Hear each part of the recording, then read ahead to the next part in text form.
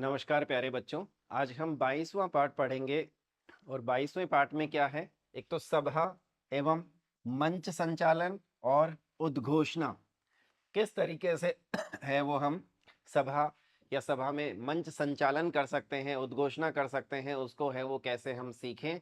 तो इसके बारे में है वो प्यारे बच्चों आज हम पढ़ेंगे। तो सबसे पहले है वो देखिएगा कि कैसे हम मंच संचालन, सभा का मंच संचालन है वो करते हैं, कौन कौन सी चीजों का उसमें ध्यान रखना होता है। तो प्यारे बच्चों, आपके अंदर जो झिझक होगी मंच संचालन की, जो बोलने की, सभा में लोगों के बीच में भीड़ में बोलने की जो झिझक है अंदर, वो है वो कैसे खत्म की जाए, तो इसके बारे में है वो आज हम बात करेंगे। हम शब्दों और वाक्यों का चयन और प्रयोग अवसर एवं संदर्भ के अनुसार करते हैं। हम जब भी कोई बात कहते हैं यानी शब्दों का जो चयन करते हैं, वाक्यों का चयन करते हैं, उनका कैसे प्रयोग किया जाए, कहाँ प्रयोग किया जाए, किस संदर्भ में किया जाए, इसके बारे में है वो हम बात करते हैं। उदाहरण के लिए, हम किसी विशिष्ट व्यक्ति के साथ बात करते समय इस बात का ध्यान रखते हैं कि हमारी भाषा में आदर सूचक शब्दों का प्रयोग हो। कोई विशिष्ट व्यक्ति है तो उससे बात करते हुए हम क्या सोचते हैं कि उससे बात करते समय उसमें आदर सूचक शब्दों का प्रयोग है वो हो। विनम्रता सूचक, हमारी बात दूसरों तक समुचित ढंग से पहुंच जाए। आपने यह भी देखा होगा कि हम एक ही बात को विविध रूपों में अभिव्यक्त करते हैं। अभिव्यक्ति की यह विविधता संदर्भ और प्रसंग पर निर्भर होती है। औपचारिक और अनौपचारिक स्थितियों में भाषा अपना रूप बदल लेती है। यानी औपचारिक और अनौपचारिक दोनों रूपों में भाषा है वो अपना रूप है वो बदल लेती है। कैसे बदलती है देखो, भाषा में ये बदलाव जरूरी भी है। भाषा में ये बदलाव है वो जरूरी भी है ताकि प्रभावी रूप से अभिव्यक्ति हो सके। जैसे जब हम अपने पिता या दोस्त से पूछते हैं कि क्या वे क्रिकेट का मैच देखने स्टेडियम जाएंगे, तो हम कुछ इस तरह से कहते हैं, क्या आप क्रिकेट मैच देखने चलेंगे? अगर आप भी क्रिकेट मैच देखने चलेंगे तो मैं आपके लिए भी टिकट खरीद लेता हूं। क्या कहते हो, आज क्रिकेट मैच देखने चले? क्यों न आज मैच देखने चला जाए? अब बताइए कि कौन सी बात किससे कही गई होगी। पहली बात पिताजी से कही गई है और दूसरी बात दोस्त से। आपका उत्तर भी संभवतः यही होगा। भाषा में शब्दों के चयन और वाक्य की बनावट से ही आपने यह जान लिया होगा। इसका मतलब यह है कि विविध संदर्भों में अलग अलग तरह से हम भाषा का प्रयोग करते हैं। इस पाठ में भाषा प्रयोग के विविध संदर्भों की चर्चा की गई है, इनमें प्रस्तुत है। तो किस तरीके से है वो व्यक्ति विशेष या फिर संदर्भ के आधार पे, प्रयोग के आधार पे है वो हम भाषा का प्रयोग है वो करते हैं। सबसे पहले देखा जाता है कि अवसर, स्थिति, व्यक्ति कि सामने वाला व्यक्ति कौन है, उद्देश्य, किस उद्देश्य से बात कर रहे हैं, और समय, इन सारी चीजों का है वो ध्यान रखा जाता है। इनके अतिरिक्त भी ऐसे अनेक बिंदु होते हैं जिनके अनुसार हम अपनी बात कहने के ढंग को बदल देते हैं। कि बात कहने का जो ढंग है वो हम बदल देते हैं। इसके अलावा भी कुछ बिंदु है वो होते हैं उसके हिसाब से। मंच संचालन के भिन्न रूप और विशेषताएं, मंच संचालन जो है उसके अलग अलग रूप हो सकते हैं, उसकी कुछ विशेषताएं हो सकती है जिसकी आज हम बात करने वाले हैं। यहाँ कवि सम्मेलन के मंच संचालन की दो स्थितियों का उल्लेख किया जा रहा है, उन्हें ध्यान से पढ़िए। दो स्थितियां हैं जिसकी हम बात करेंगे, किसकी? कवि सम्मेलन की। एक स्थिति क्या है? पहली, कवि सम्मेलन सभागार की स्थिति है। एक बड़ा सभागार सैकड़ों दर्शकों और श्रोताओं से खचाखच भरा हुआ। दर्शकों की बहुत अधिक संख्या श्रोताओं को देखकर रवि का दिल डूबने लगा। वह सोचने लगा कि कैसे कवि सम्मेलन के मंच संचालन का कार्य संभाल पाएगा। आज उसे अपने जीवन की यह सबसे बड़ी परीक्षा लग रही थी। और हो भी न क्यों, यह पहला मौका था जब उसे मंच संचालन का कार्य सौंपा गया था। यानी यह पहला ही मौका था जब रवि को मंच संचालन का कार्य सौंपा गया था। तो अंदर से है वो उसको एक अजीब सी फीलिंग है वो हो रही थी। जैसे तैसे वह मंच पर पहुंचा तो दर्शकों ने तालियों की गड़गड़ाहट से उसका स्वागत किया। रवि का हौसला बढ़ने लगा। रवि ने बोलना शुरू किया, लेकिन दर्शकों की आपसी बातचीत का शोर कम नहीं हो रहा था। इस शोर में ही रवि ने बोलना शुरू कर दिया। ये जो शोर हो रहा था, उसी शोर में रवि ने है वो बोलना शुरू कर दिया। रवि अपनी बात कहता रहा जो वह रट कर आया था। मित्रों, आज हम गणतंत्र दिवस के अवसर पर यहाँ कवि सम्मेलन के लिए एकत्र हुए हैं। यह 71वां गणतंत्र दिवस है और हम सभी को इस पर्व को अत्यंत उत्साह और उमंग के साथ मनाना चाहिए। आप सभी का स्वागत है। मैं सभी कवियों को मंच पर आमंत्रित करता हूं। सभागार में अब भी बहुत शोर था, लेकिन रवि ने अपनी बात जारी रखी। स्थिति दूसरी स्थिति को समझते हैं। दूसरी स्थिति में क्या है? रोहित का मंच संचालन। इसमें है वो रोहित है वो मंच संचालन कर रहा है। रोहित ने दर्शकों की मन स्थिति और वहां की परिस्थिति को समझते हुए तुरंत मंच संचालन से जुड़ी अपनी प्रतिभा का उपयोग किया। उसने वह सब नहीं कहा जो वह संचालन की शुरुआत के लिए तैयार करके आया था। वह मंच पर गया और माइक हाथ में लेकर खड़ा हो गया। वह कुछ सेकंड तक चुप रहा। उसको चुप देखकर दर्शकों को यह एहसास हो गया कि कहीं कुछ गड़बड़ है। धीरे धीरे शोर धीमा होने लगा और जैसे ही सभागार में कुछ शांति हुई, रोहित ने बोलना शुरू किया। आपकी तालियों की गड़गड़ाहट में आपके उत्साह और हर्ष की गूंज को मैं सुन सकता हूं। आपके मन से निकली आवाज मेरे मन तक स्वतः ही पहुंच गई है। ऐसा क्यों न हो? मन का रिश्ता होता ही ऐसा है। सभागार पूरी तरह से शांत हो चुका था। रोहित की बात सभी ध्यान से सुनने लगे। रोहित ने आत्मविश्वास के साथ अपनी बात जारी रखी और इसी मन का एक सिरा आपके हमारे अपने देश के साथ भी जुड़ा हुआ है। इस 71वें गणतंत्र दिवस के उपलक्ष्य में आपकी उपस्थिति ही आपके भावों की स्वतः अभिव्यक्ति है। तो स्वागत है आप सभी का इस कार्यक्रम में। फिर से तालियों की गड़गड़ाहट से पूरा सभागार गूंज उठा। इस बार रोहित बिल्कुल भी चिंतित नहीं था। आपने मंच संचालन की दो स्थितियों के बारे में पढ़ा। आपको किसका मंच संचालन पसंद आया और क्यों? आपको अपनी पसंद के जो भी कारण समझ में आए, वही मंच संचालन की खूबियां है और यही मंच संचालन का सबसे मजबूत पक्ष है। रवि और रोहित के मंच संचालन में आपको मुख्य अंतर क्या नजर आता है? यानी रवि और रोहित ने जो मंच संचालन किया, उन दोनों में क्या मुख्य रूप से आपको अंतर है वो नजर आता है? तो देखिए, अगर रवि या रोहित के स्थान पर आपको मंच संचालन का दायित्व दिया जाता तो आपकी स्थिति कैसी होती और मंच संचालन के दायित्व को ठीक से निभाने के लिए आप क्या करते? वास्तव में ये ऐसे सवाल हैं जो आपको अपने भाषा व्यवहार अथवा भाषा प्रयोग की कुशलता के प्रति सजग करते हैं और भाषाई दक्षता लाते हैं। वस्तुतः रोहित के मंच संचालन की निम्नलिखित विशेषताएं उभर कर सामने आई।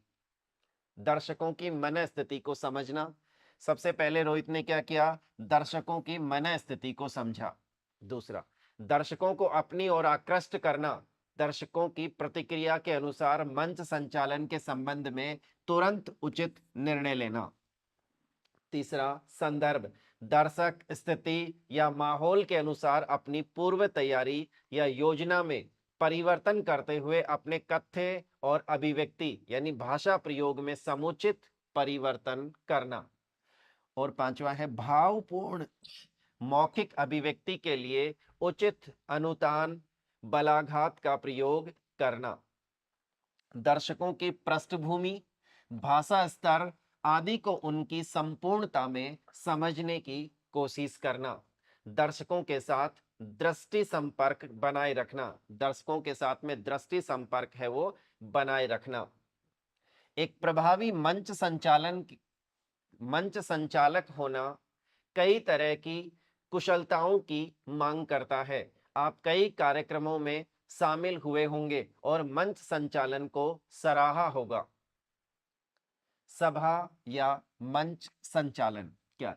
वास्तव में सभा या मंच संचालन के अनेक प्रकार होते हैं। सभा या मंच संचालन जो है उनके अनेक प्रकार है, जिसमें पहला प्रकार कौन सा है? सभागार में दर्शकों के सामने कार्यक्रम का आयोजन, जैसे विद्यालय या कॉलेज का वार्षिकोत्सव, साहित्यिक गोष्ठी, सम्मेलन या सेमिनार।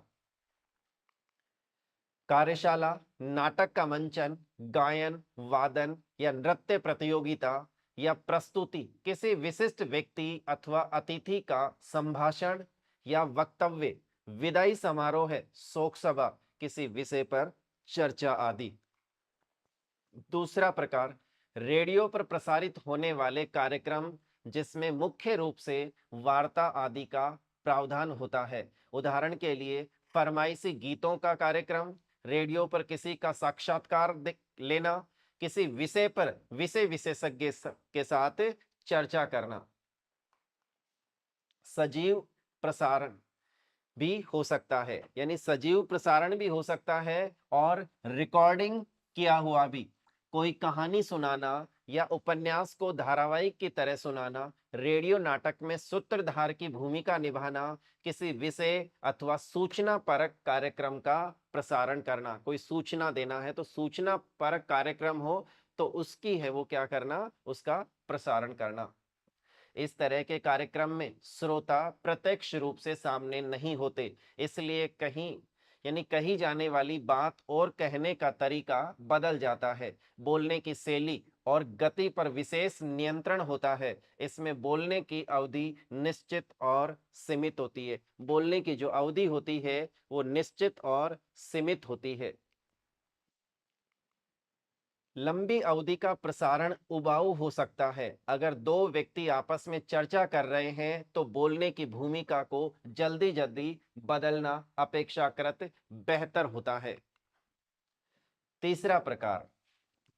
तीसरा प्रकार दूरदर्शन पर प्रसारित होने वाले कार्यक्रम, जिसमें दो तरह के दर्शक होते हैं। पहले, जो स्टूडियो या उस जगह मौजूद होते हैं जहां कार्यक्रम का आयोजन और छायांकन होता है। उदाहरण के लिए स्टूडियो अथवा किसी अन्य स्थल साइट पर कार्यक्रम में शामिल दर्शक दूसरे वे दर्शक जो टीवी पर प्रसारित होने वाले उस कार्यक्रम को देखते हैं। ऐसी स्थिति में मंच संचालन की दोहरी भूमिका होती है। ऐसी स्थिति में जो मंच संचालन की जो भूमिका है वो दोहरी हो जाती है।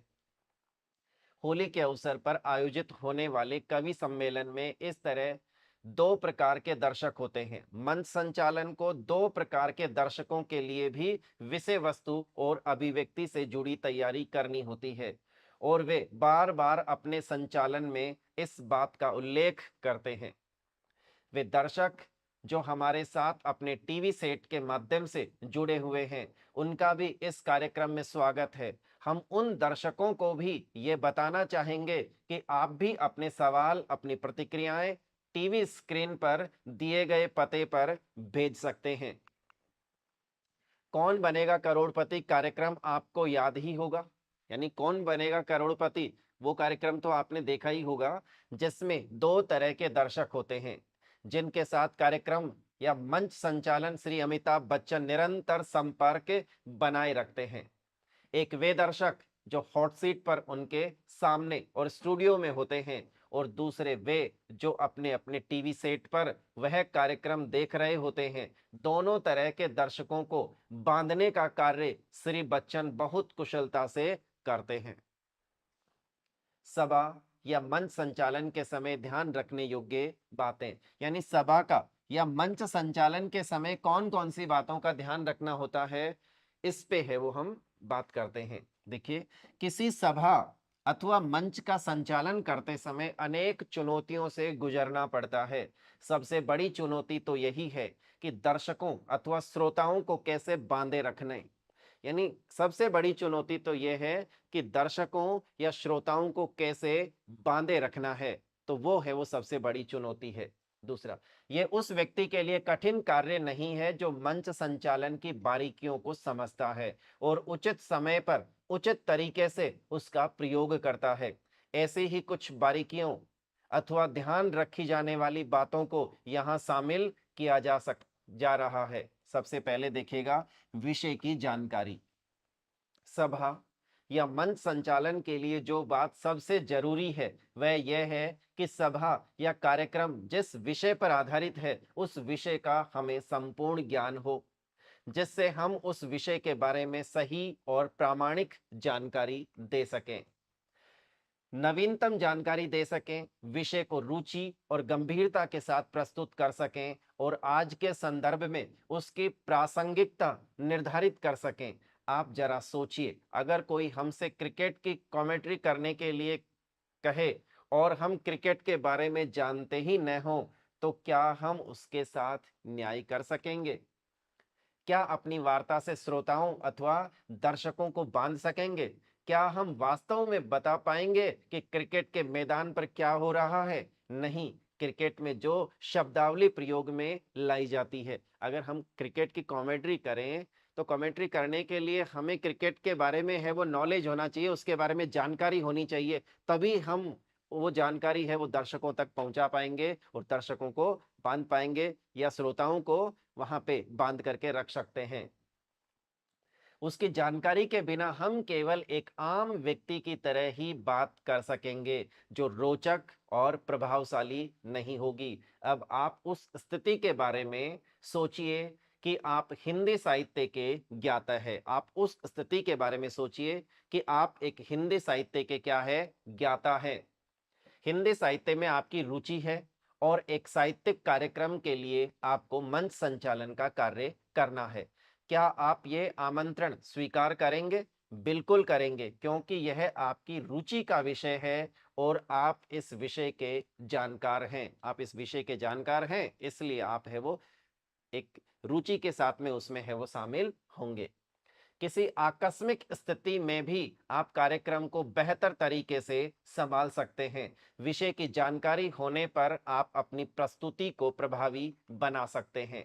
मान लें कि विद्यालय में संगीत का कार्यक्रम होना है और सभा या मंच संचालन का दायित्व किसी को सौंपना है, तो आप किसका चयन करेंगे और क्यों? यकीनन आप ऐसे व्यक्ति का चयन करेंगे जिसकी संगीत में रुचि और जानकारी हो। यानी आप ऐसे ही व्यक्ति को मंच संचालन का कार्यक्रम यानी कार्य है वो देंगे जिसकी संगीत में रुचि हो और जिसकी है वो इसके बारे में पहले से है वो संगीत के बारे में वो जानता हो, क्योंकि वह संगीत प्रस्तुति के समय सही राग, ताल आदि का भी उल्लेख कर सके, संगीत के बारे में आत्मविश्वास के साथ एक एक करके संगीतकारों को मंच पर आमंत्रित कर सके, गीत अथवा भजन की प्रस्तुति से पहले उसके बारे में परिचय दे सकें और प्रस्तुति के बाद भी उसके बारे में प्रतिक्रियात्मक विश्लेषण कर सके। दूसरा, भाषा पर अधिकार। दूसरी बात आपको क्या विशेष ध्यान रखनी है कि भाषा पे क्या होना चाहिए, अधिकार होना चाहिए। आप ये जानते, सबसे पहले विषय की जानकारी होनी चाहिए, दूसरा है वो भाषा पे है वो क्या होनी चाहिए, पकड़ होनी चाहिए, अधिकार होना चाहिए। आप ये जानते हैं कि हर विषय की अपनी शब्दावली और भाषा संरचना होती है। हम संगीत कार्यक्रम के मंच संचालन के समय जैसी शब्दावली का प्रयोग करेंगे वैसी खेलकूद प्रतियोगिता के कार्यक्रम में नहीं कर सकेंगे। अतः यह जरूरी है कि हम विषय विशेष की भाषा पर अधिकार रखते हैं। भाषा पर अधिकार का मतलब यह है कि हम विषय के अनुसार शब्दों का उचित चयन कर सकें, हमारी वाक्य संरचना भी विषय के अनुरूप हो और हम सभागार के माहौल या दर्शकों अथवा श्रोताओं की मन स्थिति और परिस्थितियों के अनुसार अपनी बात को कहने के तरीके को बदल सकें। इसका अर्थ यह है कि एक ही बात को कई तरह से कहा जा सकता है और अर्थ वही रहे जो हम कहना चाहते हैं। उदाहरण स्वरूप देखिए, मूल विषय क्या है, आइए अब हम सुनते हैं एक और गीत जिसके बोल हैं, कदम कदम बढ़ाए जा, खुशी के गीत गाए जा, ये जिंदगी है कौम की, तू कौम पर लुटाए जा। अभिव्यक्ति, बात कहने का तरीका देखिए, पहला बात करने का तरीका है, लीजिए अब पेश है एक और गीत जो हमें इस बात की प्रेरणा देता है कि अपनी जिंदगी को कैसे जीना है। तो सुनते हैं अभिव्यक्ति, बात कहने का तरीका तू। अब दूसरा बात करने का तरीका, एक तो पहली किस तरीके, दूसरा अगर कोई आपसे पूछे कि एक बेहतर जिंदगी के क्या मायने हैं, तो आप क्या कहेंगे? शायद यही जो देश के काम आ सके। कुछ ऐसे ही भाव लिए हैं हमारी अगली प्रस्तुति के लिए। आ रही है सुरों की साधिका वनिता जी। जोरदार तालियों से उनका स्वागत करते हैं। अभिव्यक्ति, बात करने का तरीका तीसरा। अब मैं मंच पर आमंत्रित कर रही हूं उन्हें जिनका नाम ही उनकी पहचान है। जी हां, अपनी सुरीली आवाज से आप सभी को देशभक्ति के रंगों से सराबोर कर देने वाली है वनिता जी। आपको कौन सी अभिव्यक्ति पसंद आई और क्यों? संभवतः पहली अभिव्यक्ति के मुकाबले आपको दूसरी अथवा तीसरी अभिव्यक्ति पसंद आई हो। पहली अभिव्यक्ति में सपाट तरीके से बात कही गई, पहली जो है उसमें सपाट तरीके से सीधी बात कही गई थी, इसलिए हो सकता है प्यारे बच्चों कि ये है वो तरीका पसंद न हो। लेकिन दूसरे में और तीसरे में बेहतर तरीके से प्रस्तुति है वो प्रस्तुत किया गया है। दूसरी और तीसरी अभिव्यक्ति में बात को प्रभावी एवं आकर्षक तरीके से कहने की कोशिश की गई है। यानी जो दूसरी और तीसरी जो अभिव्यक्ति का जो तरीका है उसमें प्रभावी और आकर्षक तरीके से है वो कहने की कोशिश की गई है। भाव प्रवणता 3 नंबर है वो हम ध्यान रखेंगे कि भाव प्रवणता, हम जिस विषय से जुड़े कार्यक्रम का सभा या मंच संचालन कर रहे हैं उससे जुड़े भावों की पहचान भी जरूरी है। उदाहरण के लिए हम किसी भाषण प्रतियोगिता कार्यक्रम का मंच संचालन कर रहे हैं जिसका विषय बहुत संवेदनशील है, तो हमें अपनी विषय वस्तु में और बात को कहने के अंदाज में वही संवेदनशीलता प्रकट करनी होगी। तभी हम दर्शकों श्रोताओं को अपने से जोड़ पाएंगे। विषय सीमा पर डटे हुए जवानों के शौर्य का है तो हमारी आवाज में ओज या वीरता का भाव झलकना चाहिए। इस अवसर पर हमारी वाणी में यदि नरमी है तो वह दर्शकों को जोड़ नहीं पाएगी, लेकिन वहीं अगर विषय बच्चों के बचपन से जुड़ा है तो हमारे कहने के तरीके में बच्चों सी कोमलता, वाणी में मधुरता होनी चाहिए। कहने का मतलब यह है कि विषय के भाव के अनुसार कहने के तरीके में बदलाव लाना जरूरी है। अब सवाल यह है कि ये भाव कैसे लाए जाएं? हमारे बोलने में आरोह अवरोह यानी उतार चढ़ाव, अनुतान, बलाघात, तान यानी पिच से भाव अभिव्यक्त होते हैं। भाव प्रवणता का अर्थ यही है कि कोमल भाव की कविता को मधुर भाषा में और वीर रस की कविता को पढ़ते समय वाणी में ओज या वीरता का भाव हो। अनुपयुक्त अनुतान का प्रयोग सभा या मंच संचालन का मजा किरकिरा कर सकता है।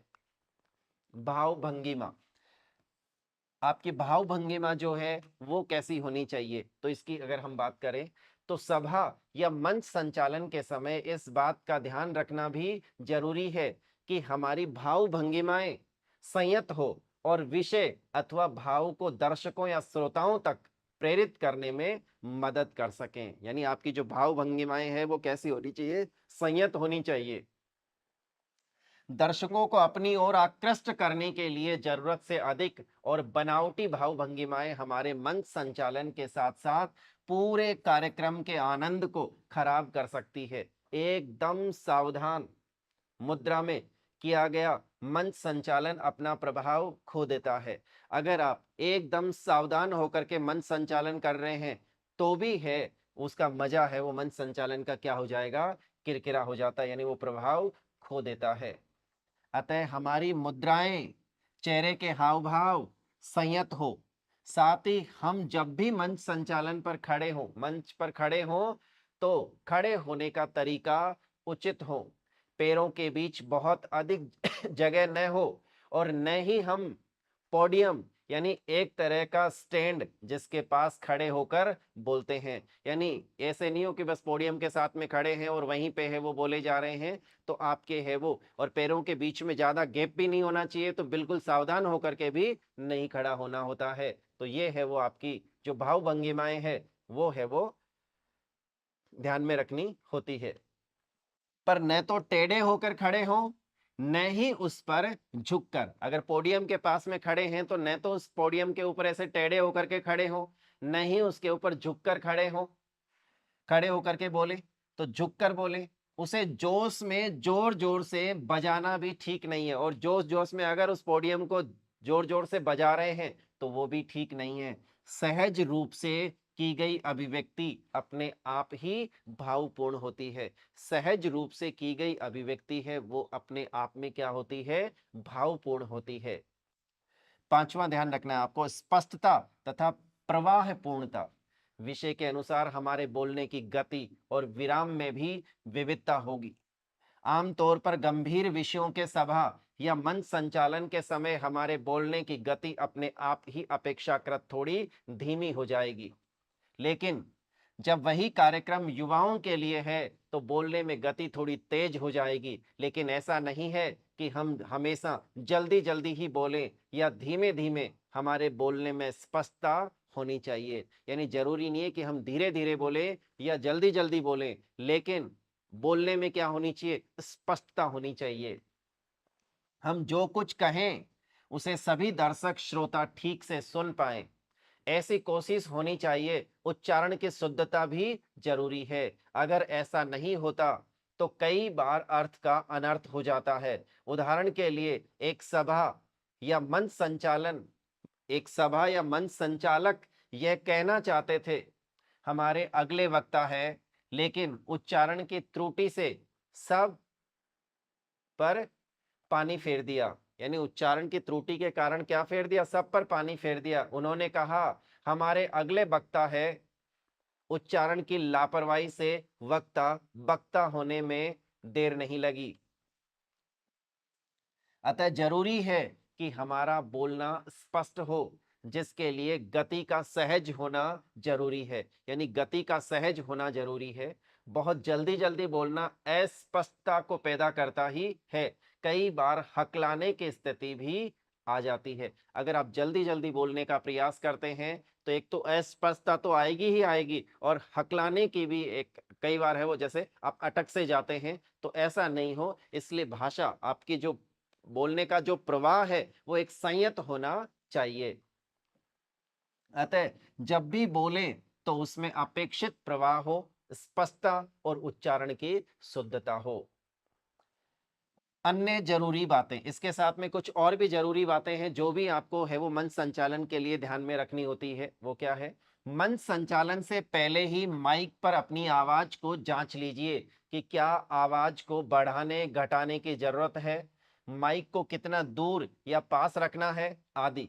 दर्शकों या श्रोताओं से निवेदन कर लें कि वे अपने अपने मोबाइल फोन को या तो साइलेंट मोड पर रख लें या बंद कर दें, जिससे कार्यक्रम में किसी तरह का व्यवधान पैदा न हो। विषय, भाव और प्रस्तुतियों के अनुसार संचालन करते समय कविता की पंक्तियों का प्रयोग अपना विशेष प्रभाव तो छोड़ता ही है, साथ ही दर्शकों का ध्यान अपनी ओर आकृष्ट करता है।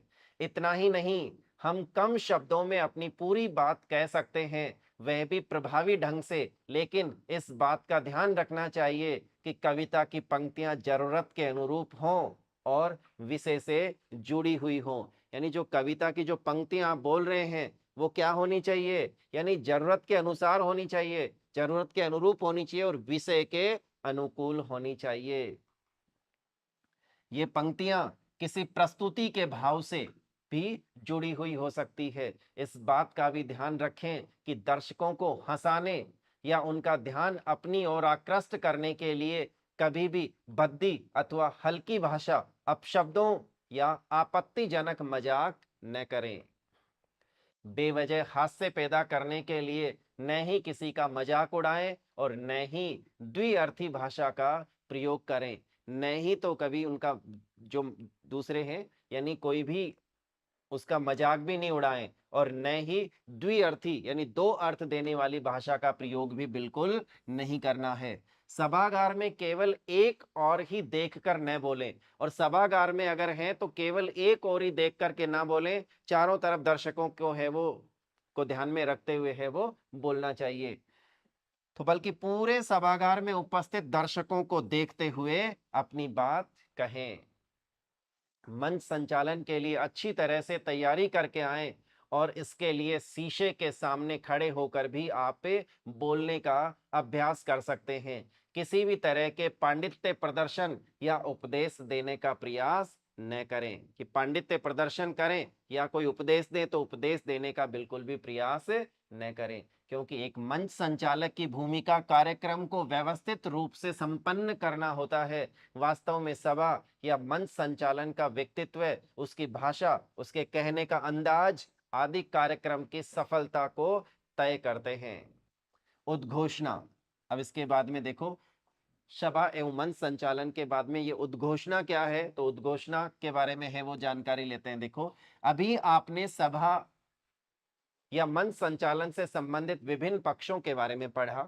आइए अब इसी से संबंधित एक अन्य विषय के बारे में पढ़ते हैं और वह विषय है उद्घोषणा।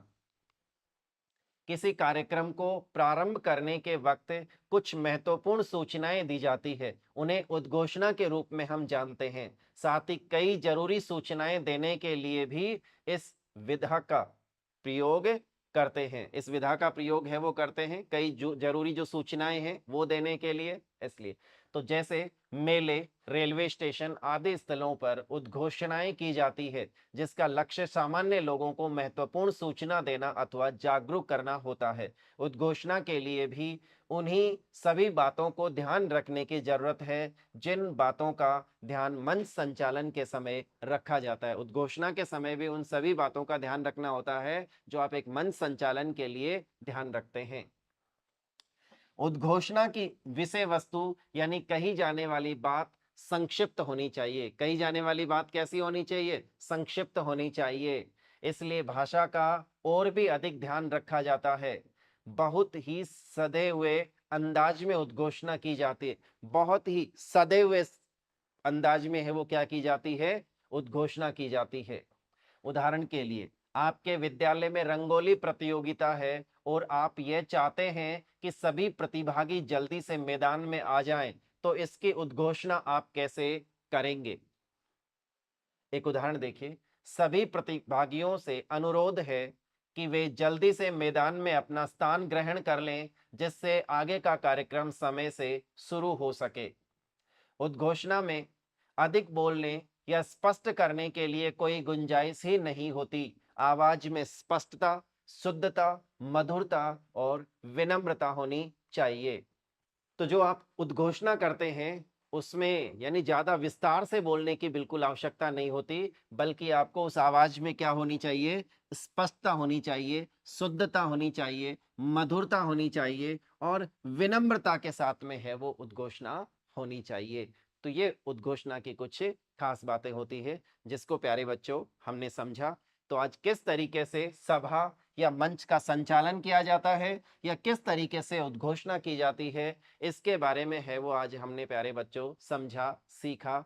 तो उम्मीद करता हूं कि आप मंच संचालन है वो आसानी से कर पाएंगे। इन बातों को ध्यान में रखते हुए आप शीशे के सामने खड़े होकर के मंच संचालन कर सकते हैं। उसमें किसी भी तो आपको उसके यानी शीशे के सामने जब खड़े हैं तो आपको मंच संचालन में उसके हाव भाव पता चलेंगे, बात करने का अंदाज है वो पता चलेगा, किस तरीके से दर्शकों को आप बांध पाएंगे, तो इनके बारे में है वो आप समझ पाएंगे। तो उम्मीद करता हूं ये आपको समझ में आया होगा। धन्यवाद प्यारे बच्चों, नमस्कार।